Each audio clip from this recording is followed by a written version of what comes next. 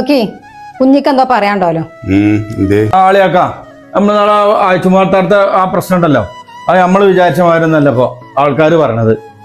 സുബൈദിയും സീനത്തൊക്കെയാണ് പോയിന്നല്ലോ, എന്നിട്ട് പോലും മാറ്റി പറഞ്ഞില്ലേ. വെറുതെ നല്ല നാട്ടുകാർ അങ്ങനെ പറഞ്ഞത്.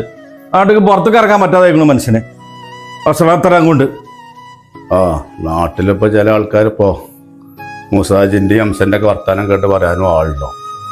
ഇവര് പോയപ്പോൾ കുട്ടികളെങ്ങനെ മാറ്റി പറഞ്ഞെന്നുള്ള എനിക്ക് മനസ്സിലാകത്ത്. ആ അതൊക്കെ ആൾക്കാർക്ക് പിന്നീട് മനസ്സിലായിക്കോളും. അല്ലാതെ അപ്പോൾ നമ്മളെന്താ ചെയ്യുക? കുഞ്ഞ് പറഞ്ഞ പോലെ തന്നെ പറഞ്ഞെടുക്കാൻ 100 ആളുണ്ടാവും. അയച്ചുമ്മന്റെ മക്കളെയും തൊള്ളന്നെ മതിയല്ലോ. പറഞ്ഞു ദുബായ് വരെ എത്തിക്കണു. പിന്നെ വിളിച്ചിട്ട് ചോദിക്കണ്ട എന്താ അമ്മമ്മ അവിടെ നടന്നത് എന്ന്. പറഞ്ഞു വഷളായിപ്പോ.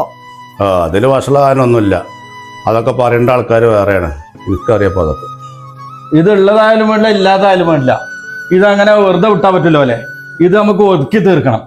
അതിനിപ്പോ എൻ്റെ കയ്യിൽ ചെറിയൊരു പണിയുണ്ട്, കുറച്ച് ചില്ലറ ചെലവാകും.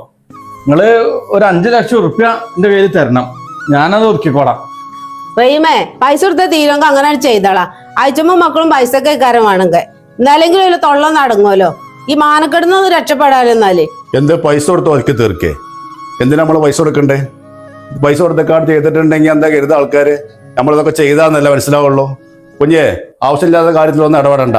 പൈസ കൊടുത്തേക്കാണ്ട് ഇവിടെ ആരുവേ ഈ പ്രശ്നം തീർക്കും വേണ്ട. എനിക്കറിയാം എന്താ ചെയ്യേണ്ടതെന്ന് കേട്ടോ.